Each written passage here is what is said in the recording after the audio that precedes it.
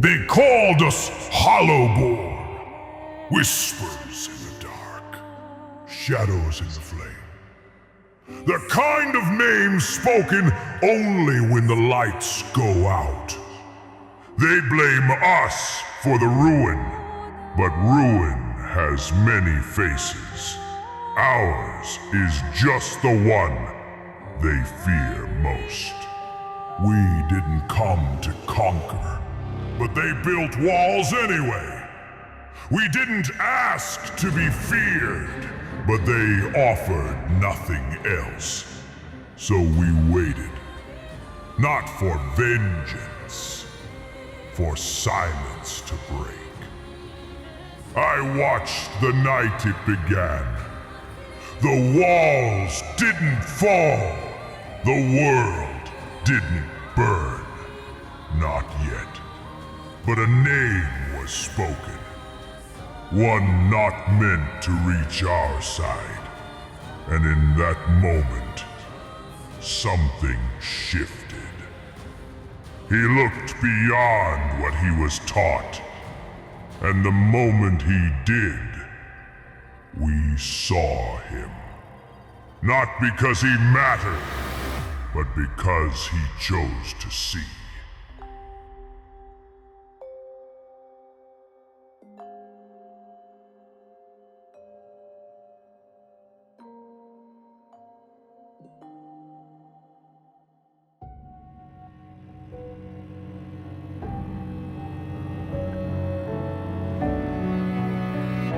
This was the last thing I wrote, not the last thing I felt,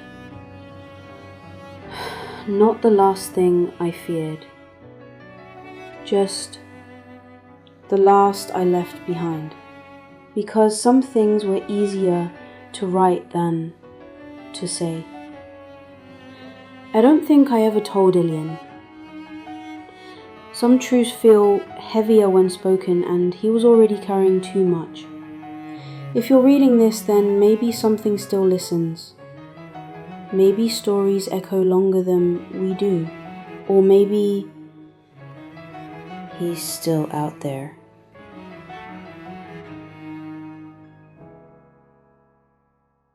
Chapter 1. Before I stopped writing. They called it peace, but it never felt like it. The night had peeled away, but the sky still looked bruised. Ilian sat on the edge of his bed, elbows on knees, staring at the photo that never aged. His mother, a smile forever paused in sunlight, eyes that held whole skies. That day, the day she gave life and gave hers away. The room was quiet, save for the hum of distant power grids coming back online. Another safe zone morning, the kind you're supposed to be grateful for. Then a voice from the doorway, small, steady, and heavier than the silence. "Do you think I stole her life?" Ilian turned. Ramil stood barefoot, wrapped in his sleep shirt, hair messy, eyes sharp, not with anger, but with something heavier. Guilt. "She died when I was born," Ramil whispered. "And I've never heard anyone say she was glad I came instead." The words didn't shake. That's what made them hurt more. Ilian stood slowly, heart locked behind his ribs. He walked over and knelt, placing his hand gently on his brother's head. "Don't say that again." But Ramil didn't look away. "Sometimes I think I was made from what was left of her. Like maybe that's why I feel things I shouldn't." Ilian's throat tightened.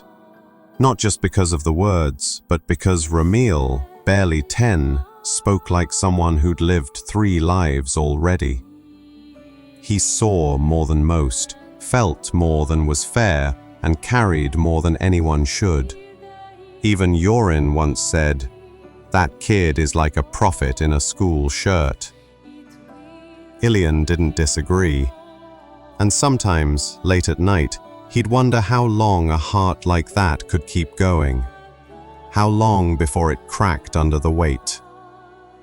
You're here because she chose love over fear. You didn't steal her life, she gave it, and I'll spend mine making sure it meant something. Ramil's eyes met Ilian's, calm but carrying a weight beyond his years. I'm lucky to have you by my side.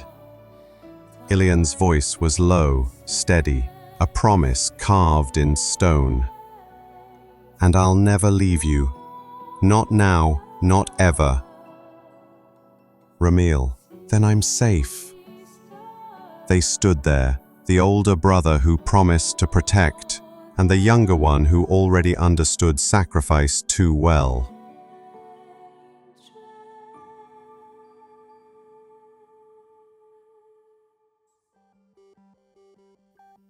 Ilian stepped out into the muted evening. The sky was thick with grey, like it hadn't decided yet whether it would rain or not. At the corner near the old bakery, Yorin was already leaning against the crumbling stone wall. You're late, he said without looking. You're early, Ilian replied, approaching. Yorin shrugged. Couldn't sleep. Air's too quiet today. There was a pause. Then Ilian said it, quietly. My father's on shift tonight. I'm crossing over. Yorin stopped tossing the pebble. You're serious? He asked, voice lower. Tonight? Ilian nodded once. You know, Yorin said, a faint grin twitching at the corner of his mouth. You're the weirdest person I've ever met. Like, born strange. Midnight strange. Ilian didn't answer that. Yorin looked him over, then sighed. What do you need? Ramil, Ilian said. He'll notice I'm gone. Stay with him tonight. Just be there. Yorin stared at him a second longer, then pushed off the wall and gave a lazy salute. All right, for the boy. But if he starts lecturing me about shadows and dreams again, I'm putting on earplugs. Ilian cracked a small smile. Thanks. Don't thank me. You owe me a real explanation next time. And just like that, Yorin turned and started walking toward Ilian's apartment, whistling off-key like it was just another day, but it wasn't. Not for Ilian. Not for what was coming. The streets were nearly empty now. The sun had vanished behind the rooftops, leaving only cold light and long shadows. Ilian walked alone, quiet, steady, like he'd done this 100 times before, but tonight felt different, and he knew it. He turned the corner past the old relay station and saw her, Malira. She waited at the old overpass, where they used to meet as kids before the world turned quiet. The paint was gone. The echoes stayed. Something about it felt like a goodbye. She didn't turn when she heard his footsteps. She never had to. You're late, she said. You sound like Yorin. I take that as an insult. He smiled faintly. She didn't. They stood in silence for a moment. The wind pulled gently at Malira's coat, lifting strands of her black hair across her face. She didn't move them. You really going through with it? She asked. Yeah. She looked at him. Then, fully. Her eyes weren't angry, just tired. A kind of quiet worry he'd seen before, but only in her. You always choose the hardest path. I didn't choose this. I know, she said, but you never walk away either. I just want answers, he said. I know, she repeated, softer this time. She looked like she wanted to say more. He did too, but neither did. Instead, she walked beside him.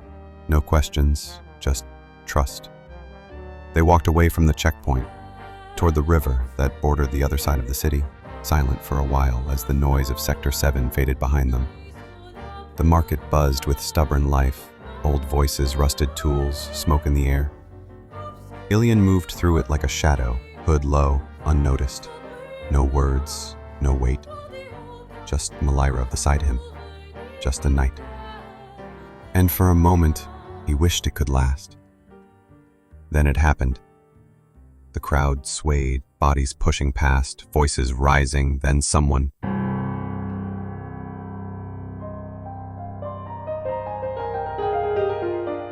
Someone brushed against Ilian.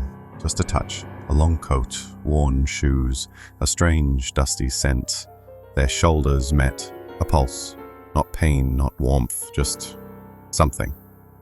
He turned to look, but the man was already gone. Or maybe he'd never been there at all. Ilian? Malira's voice pulled him back. You okay? He opened his mouth, then everything shattered, not outside, inside. The air thickened like water, light shifted. The sky turned a deep, bruised red. The world began to bend at its edges. Screams echoed, not loud but far, as if coming from beneath the ground. The pavement cracked without sound. Buildings swayed, liquefied, dissolved into ash. Then came the shapes. Shadows crawling across the walls, tall, thin, wrong. Faces with no mouths. Children laughing with no eyes. A hand dragging itself across the street, fingers twitching in reverse. The sun collapsed into itself, and at the center of it all, eyes. Just eyes. Watching him. Old. Burning. Still. Ghosts rose from the sidewalk, whispering things he almost remembered. His name. His mother's voice. A promise he never made. And then something on the ground. A bracelet. Small, frayed, half buried in cracked stone, as if waiting to be picked up or forgotten forever. He didn't know why it froze him, just that it did. Time broke. Then, stillness. Ilian staggered back, breath caught in his throat. His chest rose and fell too fast. He stared forward, stunned, eyes wide, pupils shrinking. His mind clung to the moment like a dream just before waking. The terror still echoed inside him, but the world was whole again. The sky was blue. The street was just a street. The people walked. The light buzzed gently from the neon signs. Nothing had changed. And yet he knew nothing had happened. It was in his head. A vision. A moment of panic. That's all. Just a thought. A trick of the mind. That's what he told himself. Just a strange thought, a flash, nothing real. He blinked, breathed. The world steadied. Beside him, Malira said nothing, but her eyes lingered. Not with fear, not confusion, just a quiet knowing. Something had shifted. She felt it, even if he didn't. I saw something, Ilian said quietly, almost to himself. Malira turned her head slightly. What do you mean? He paused. There was a bracelet on the ground, in the middle of everything. She frowned. Like a vision? He shook his head. I don't know, just never mind. Then she smirked. You didn't trip over it, did you? He let out a short laugh. Please, if I fall, it's with purpose. Right. Graceful collapse. Very heroic. He rolled his eyes. Let's just keep walking. Malira fell into step beside him, still smiling, but quieter now. She didn't understand what he'd seen, not fully, but she felt it. And if her joke could hold the weight back a little longer, she'd gladly carry it for him. Then, they walked away from the checkpoint toward the river that bordered the other side of the city. Nothing shattered here. The sky held, the ground stayed still, but somewhere else, something cracked, and a part of us sank with it, quietly, forever. I didn't see it then, but I think my brother felt it. They climbed the old ladder in silence. The rooftop was theirs, familiar, cracked, quiet. From up here, Velmora looked almost peaceful. They sat at the edge, legs dangling. Ilian glanced at her, then at the skyline. For a moment, it felt like the world hadn't changed. Then the voice on the radio shifted. Unrest near the southern checkpoints. Unknown movement reported in Zone 12. Malira reached out without hesitation and snapped the dial, killing the sound with a click. "Old thing still talks too much," she said, forcing a small smile. "Probably just another curfew drill." Ilian's eyes narrowed. Zone 12, the southern fringe of Velmora. That's where his father was stationed. Malira leaned back on her hands and tilted her head to the sky. "Come on," she said. "Nothing ever happens in our sector." She reached out, fingers brushing his. Her face, so calm it almost convinced him. But the words on the radio echoed louder than they should have. She thought she was protecting him, and maybe she was. But silence doesn't save us. It only makes the scream louder when it comes. Zone 12 wasn't the first. It just hit close enough to matter. I don't blame her. We all turn the volume down when the truth gets too loud. The night was too quiet. The wind rattled the metal shutters as Yorin climbed the stairs to Ramil's apartment. The hallway was dim, the light flickering. He knocked twice, then pressed his ear close. Silence. "Ramil," he called gently. "It's me." Still nothing. He tried again. "I brought food. We said we'd hang out, remember?" Then, softly, he heard the creak of the floor inside, the sound of movement, but the door didn't open. Inside the room, Ramil sat on the floor, knees pulled to his chest. He held a small handmade gift, twisted wire and rough little beads tied together with care. He stared at it like it betrayed him. Soon it would be midnight, Ilian's birthday. I wasn't mad. Not really. I just wanted one thing to stay simple. One promise to hold. He said, always. And I believed him. But always is a hard word for people who keep secrets. Maybe that's why I made it. To give him something real to hold on to remind him, even if I wasn't there.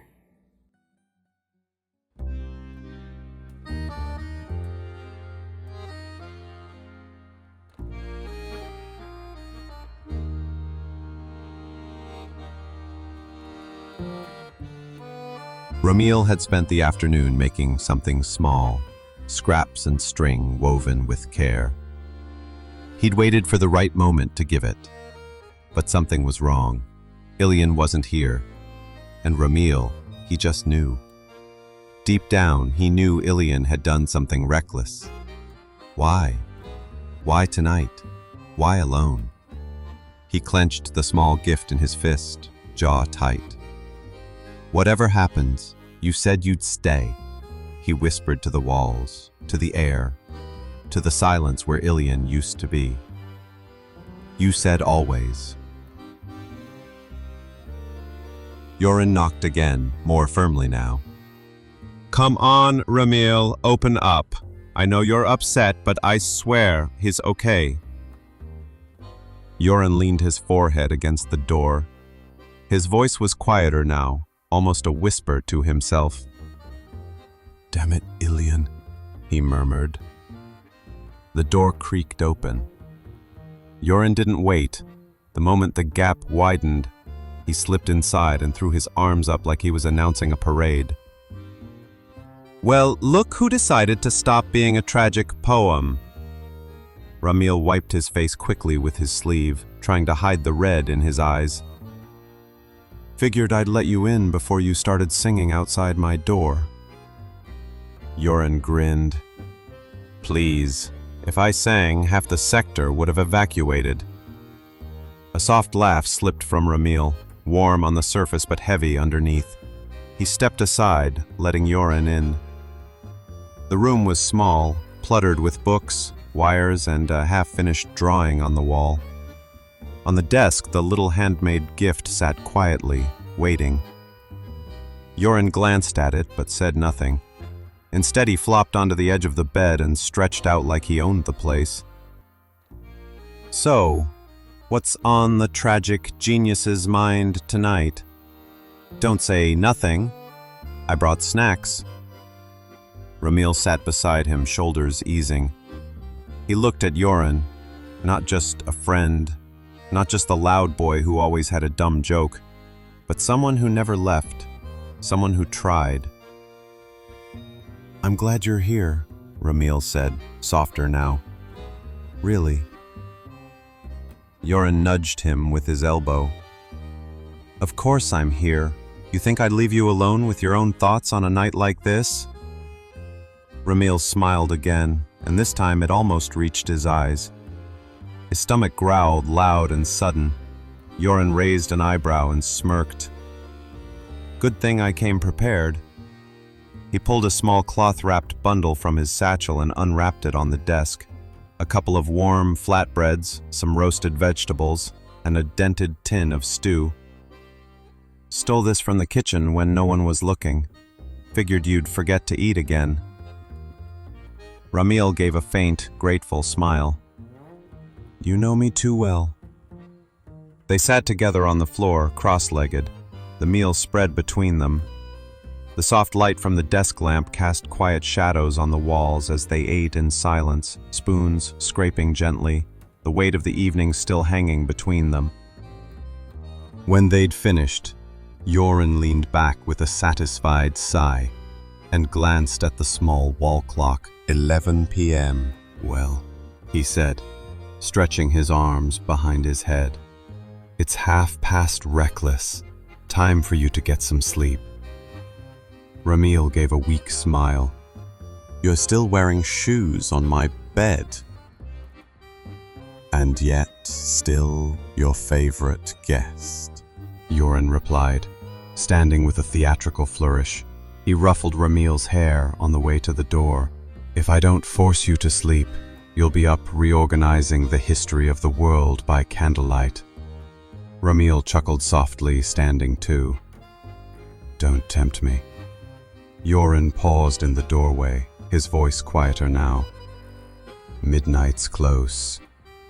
Ramil nodded, his eyes drifting to the small handmade gift beside the lamp. He said nothing. Yoren hesitated, then added, half to himself, It really wasn't the day for this, Ilian.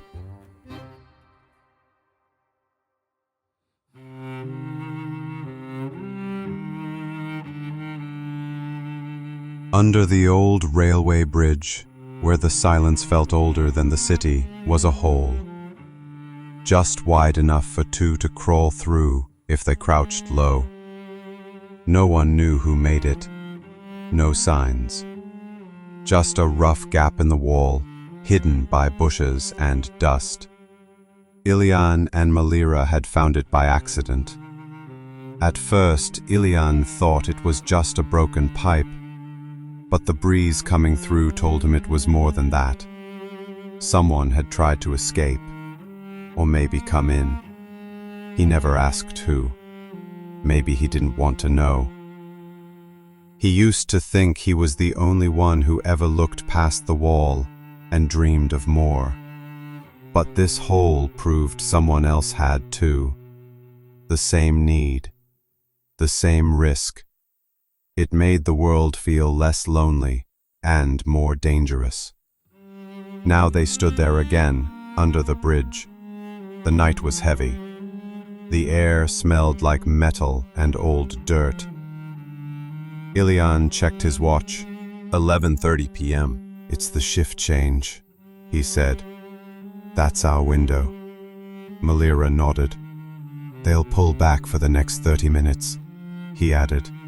After that, new patrols take over and sweep the area.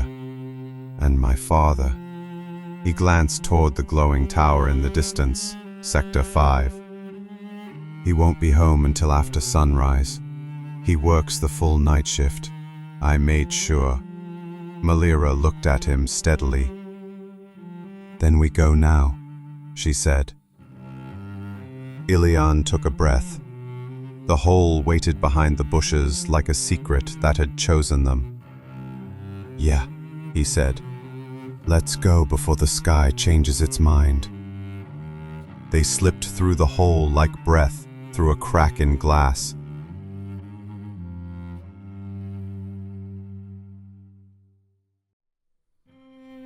Silent, fragile, irreversible. Beyond the wall, everything changed.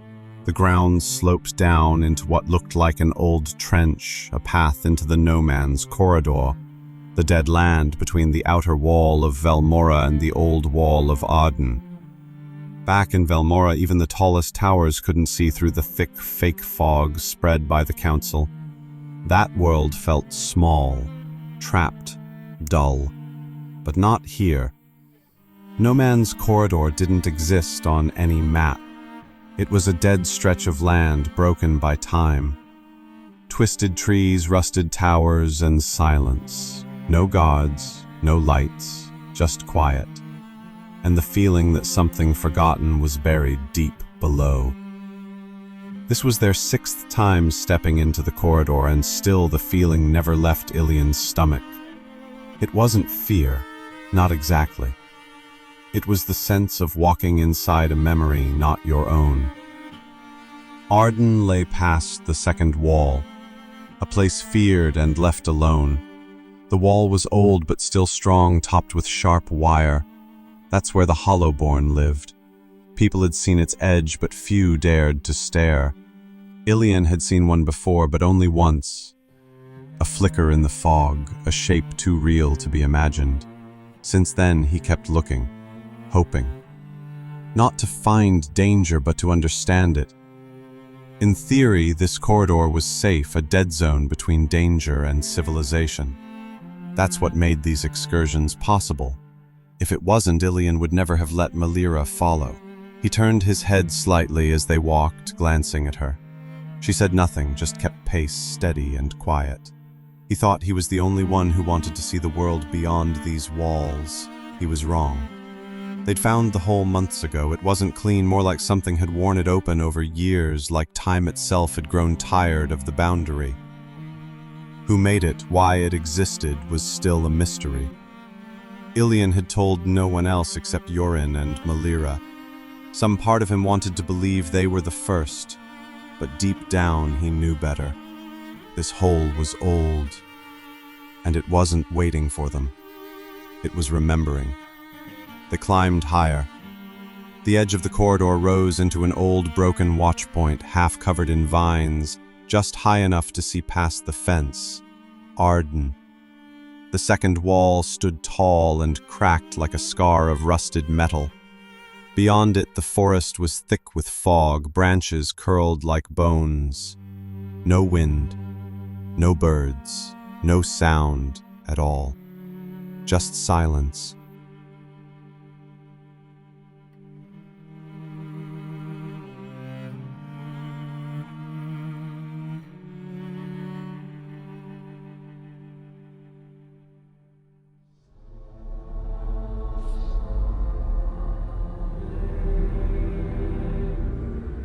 And then, there, a figure.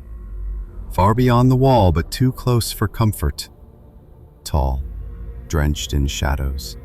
A body that seemed too long, wrapped in drifting black. Its face hidden beneath a smooth mask. faintly glowing violet from inside.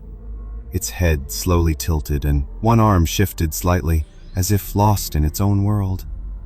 It wasn't moving toward them, it wasn't even looking at them, but it was real. Ilian leaned in, eyes sharp. The light avoided the creature. Something flickered inside its mask, like fire trapped in glass. Its long fingers twitched now and then like it sensed things no one else could. He had always wanted to witness one up close, and now that he had, he couldn't look away. That Hollowborn figure was doing something strange. Its entire body seemed to dim, like its opacity was lowering. Then slowly it returned to full form as if nothing had happened. A flicker, then again, fading in and out like a heartbeat. Once, twice, and on the third time, something grabbed him. His heart exploded in his chest. Everything stopped. For a split second, his mind unraveled. No sound, no breath, just sheer terror. He'd brought her here. He was going to get her killed. Malira, Ramil, Yorin. He saw their faces flash like broken film, regret, guilt, helplessness. He'd screwed up, Happy birthday, Malira whispered. Her hand slid gently off his eyes. Ilian blinked again. She was smiling, his body uncoiled like a spring snapping loose. He stumbled back a step, slapped both hands over his face, and screamed toward the sky. Malira, you can't just... Ah! It echoed into the trees, wild and dramatic like a warrior dying on a battlefield. She chuckled. You looked like you were about to confess your sins. I almost peed myself, he shouted, glaring at her. But you didn't, she said, holding out a small, wrapped box. So you win. He hesitated, still half horrified, half laughing. The box was plain, the ribbon a little crooked, but inside was something warm, something still untouched by the Hollowborn, the corridor, the walls, or the ghosts in his head. He took it, finally, and for a moment, everything was okay. Ilian was still clutching the box when he heard it. A tiny gasp, the faintest sound of shifting gravel. Malira had gone still.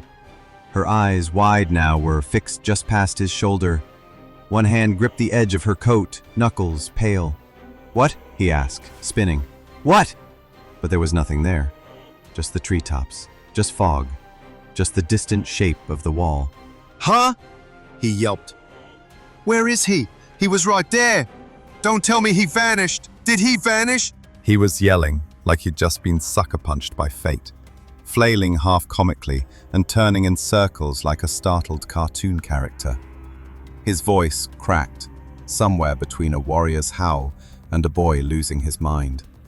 Then he saw her face again, still frozen, still staring, her breathing shallow, shoulders just barely trembling. Malira? He asked, his voice dipping, unsteady. She didn't look at him.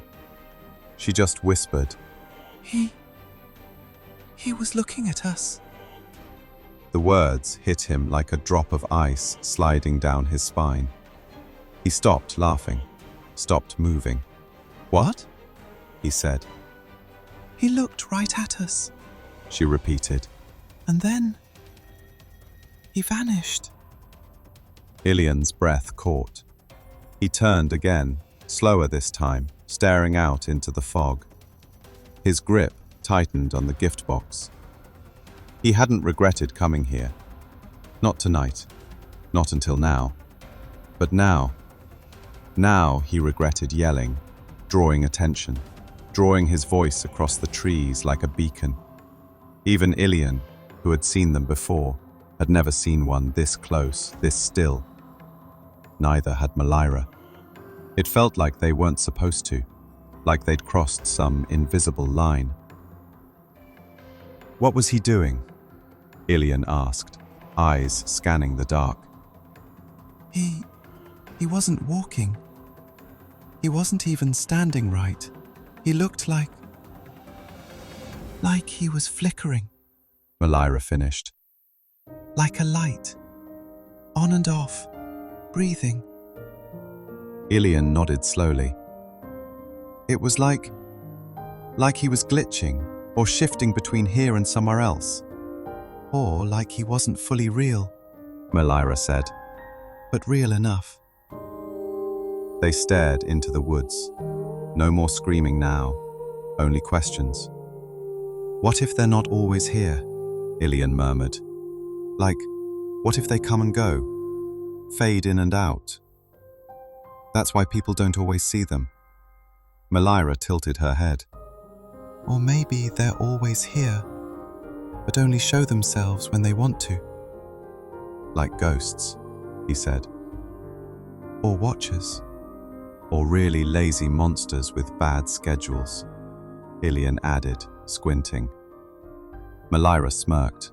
Yeah, shows up once every 2 weeks to haunt a fence post and go back to bed. Still terrifying, he said, hugging the box closer to his chest. I mean, his fingers were doing that weird twitchy thing. You saw it? I saw it, she said. Creepy. Maybe he just wanted to wish me happy birthday, Ilian said suddenly. Malira snorted. Oh yeah, that's what that face was. Happy birthday, kid. Don't mind the terrifying mask. Very thoughtful. He probably got me a card and everything, Ilian said, trying to sound serious but already laughing. You know, if he shows up with a cake next time, we're bringing Ramil, Malira said. He'd ask the Hollowborn for its name. He'd name it, she grinned. Probably something like Spectro or Kevin. They both burst out laughing, breath fogging in the cold. And for a moment, it felt lighter.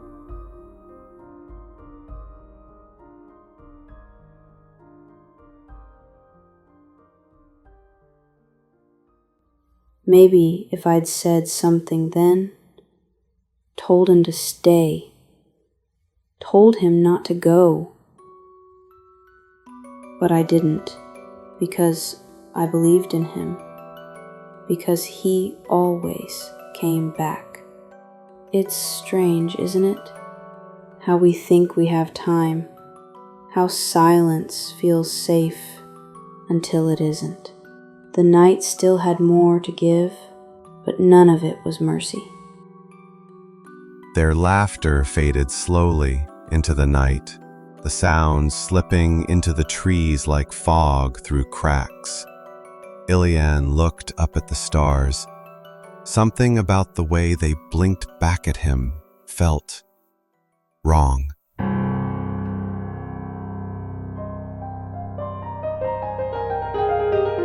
Too slow, too cold.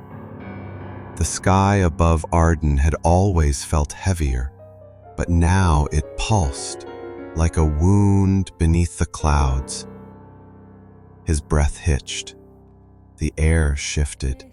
He blinked, and the forest rippled like it had earlier that day in the market. A pressure behind his eyes, a trembling in the ground that wasn't really there. He looked at Malira, but she was far now. Too far. The trees around her blurred, melting like wax in a fire. Shapes in the sky twisted, metal bent. The ground cracked open, not in sound, but in feeling, like the world was folding in on itself, collapsing into something ancient and waiting. Ilian's hand reached out, shaking. The vision thickened. Darkness poured in like smoke underwater. Then, Ilian! Ramil's voice, sharp, human, real. It cut through the noise like glass shattering on stone. Everything blurred into silence. And then, boom!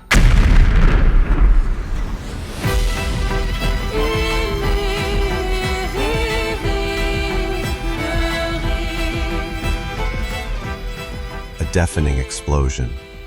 Far off, but close enough to shake the air around them, the sky lit up. Ilian stumbled back, clutching his chest, and Malira was already turning toward the light. Ilian's heart was still thundering in his ears when the blast faded. But then, Ramil! His voice tore out of him like a wildfire. No thought, no control, just raw panic. He turned on his heel and bolted. Malira was already moving, running faster than she ever had, her legs cutting through the dirt and moss, barely touching the ground. They didn't speak, didn't need to. The fear was thick between them. They sprinted down the old slope, back through the corridor, toward the narrow tunnel hidden behind the vines, toward Velmora, toward home.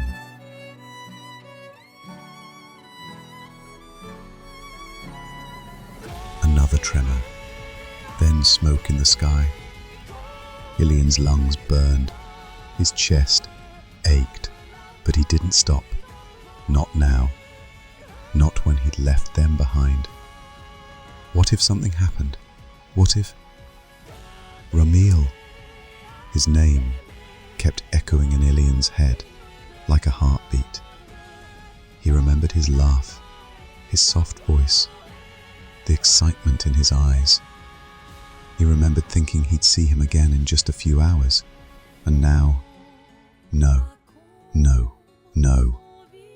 He pushed harder.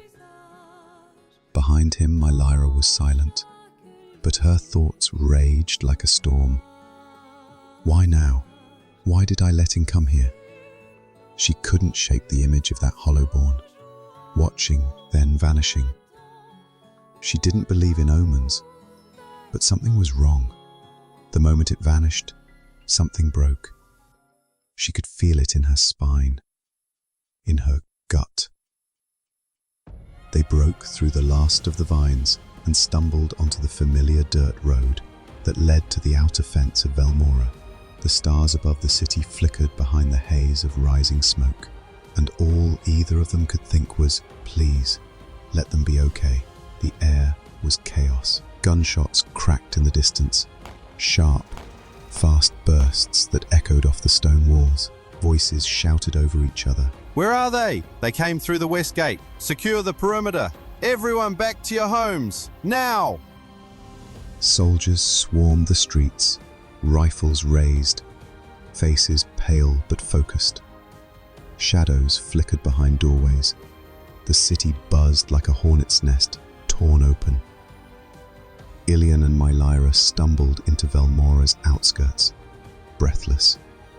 The moment they crossed the fence, they were swept into the wave, guards yelling through megaphones, people screaming about an attack, about lights in the sky, about something moving too fast to see. They didn't even have time to speak. Malira broke left, feet skidding against the stone as she sprinted toward her family's building. Mom! Dad! Ilian turned the other way. His heart twisted. Ramil. Ramil. Every step slammed into the ground with the weight of guilt, of memory, of fear. I told him. Ilian whispered to himself, shoving past a soldier. I told him I'd always be with him. I told him I'd always protect him. Ilian, shaking to himself. I said he'd be safe. His fists clenched. And here I am. His voice cracked, swallowed by the sound of sirens.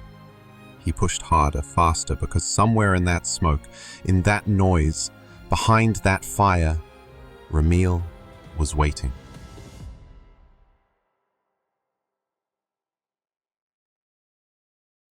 The stairwell groaned like an animal. A siren wailed far off, then cut. Lights flickered and popped. Yoren had Ramil by the wrist, dragging him down step after step, the old tenement shaking beneath their feet. Faster, Yoren shouted. We need to get outside. Another explosion ripped the sky. The building heaved sideways. Something snapped. The floor buckled. Then the stairs vanished. Ramil dropped. No! Yoren lunged, his hand catching nothing but air and smoke. A wave of heat and sound hit him as the ceiling collapsed. Dust filled the air, thick and choking. The concrete cracked and groaned all around. Yoren was thrown backward against the wall, debris crashing around him. For a moment, everything went dark.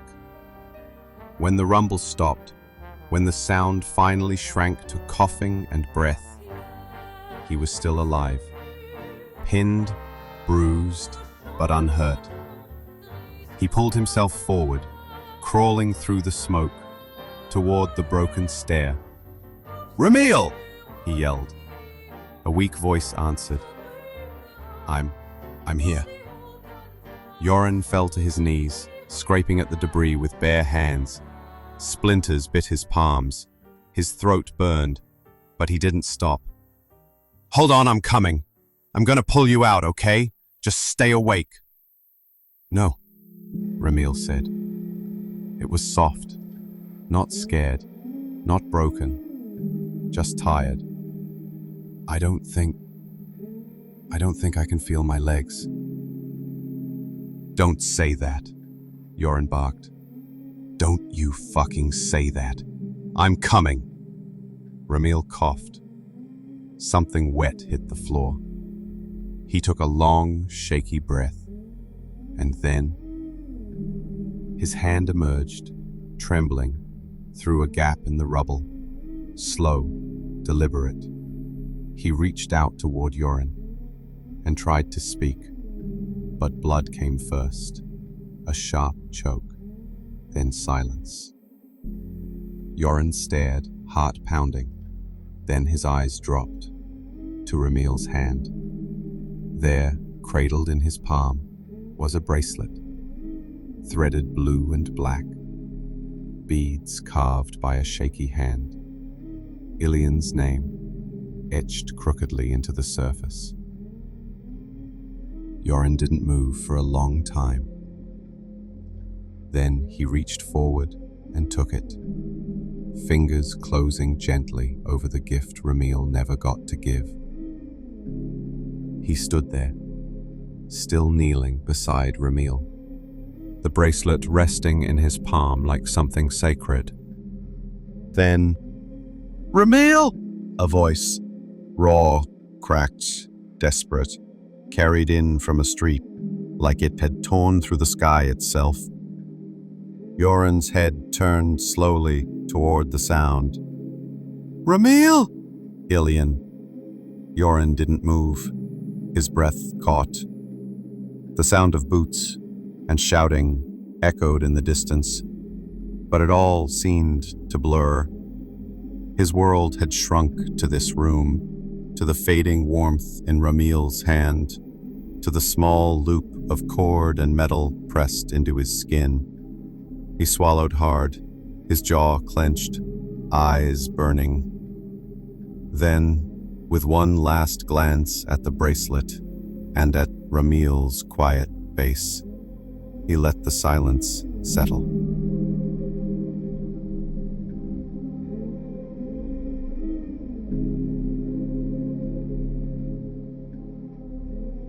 I should have said more, but maybe the words were never mine to finish. He was already carrying so much, and now he carries this too. If this story still echoes, let it be a quiet one, not for the world, just for him. Because I believed in him, even when I was gone. And somewhere out there, I think he still hears me.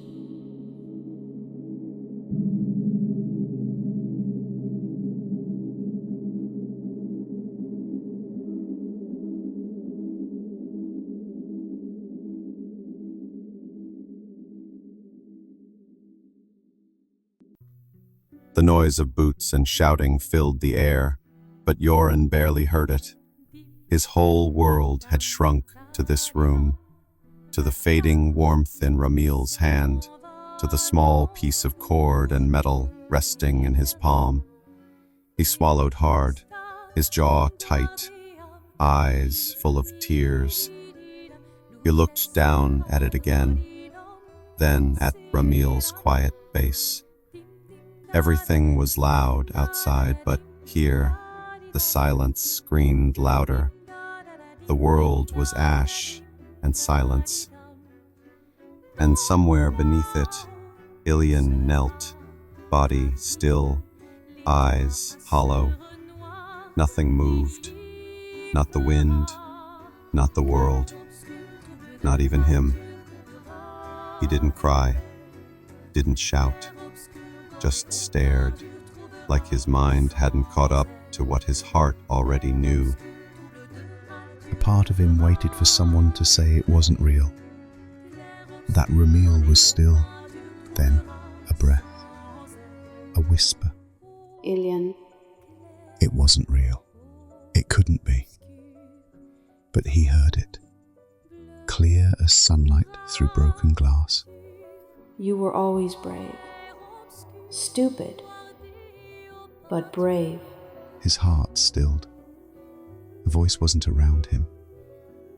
It was within him, woven into the marrow of his bones, the folds of his memory.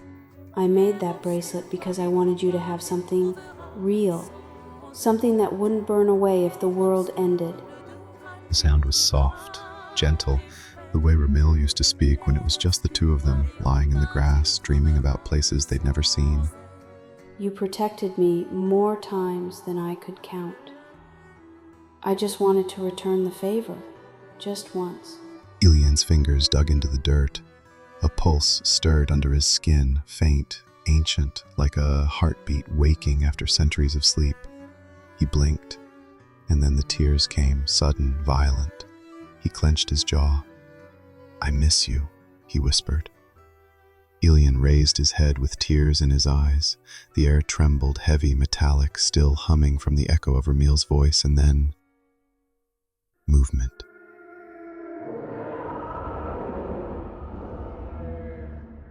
Not far, just beyond the smoke and broken stones, standing where the fire met the fog, a figure. He wasn't running, wasn't hiding, wasn't even watching the chaos unfold. He was simply there, unmoving, untouched, tall, slender but not frail, dressed in a coat long enough to brush the ashes at his feet, pitch black with strands of gold threading through like veins of light swallowed by darkness. His skin was pale, almost porcelain under the moonlight. His face, familiar, too familiar. Eyes like winter storms, calm, sharp, watching, not with fear, not with anger, but with a silence so cold it made Ilian's spine flinch. His coat was the same, dark, threadbare, and dusted with ash, and though Ilian didn't realize it yet, he had seen that man before, in the crowd, in the noise, a hand on his shoulder that never left. He looked at the broken ground, the smoke, the ruins, at the blood and the grief, at Ilian, and tilted his head slightly, like someone analyzing a painting they couldn't quite understand. Still, silent, unmoved. His eyes scanned the burning streets, the crying boy, the sky cracked with flame, and with a voice colder than the ash in the wind, he whispered, So it begins. The smoke curled behind him, but never touched his coat. His steps left no mark, no sound, no weight. It was as if the world refused to remember him. No one saw him. No one ever does. So maybe this was the last thing I wrote. But it wasn't the last thing I meant. Not when he said those words. Not when the silence still carried something waking. I thought if I could leave something behind, it might help Ilian remember who he was before the fire, before the silence, before the Hollowborn whispered his name. Some stories don't end. They just echo, even when no one is left to listen. And if you're still out there, alien, then maybe the end we feared was never the end at all.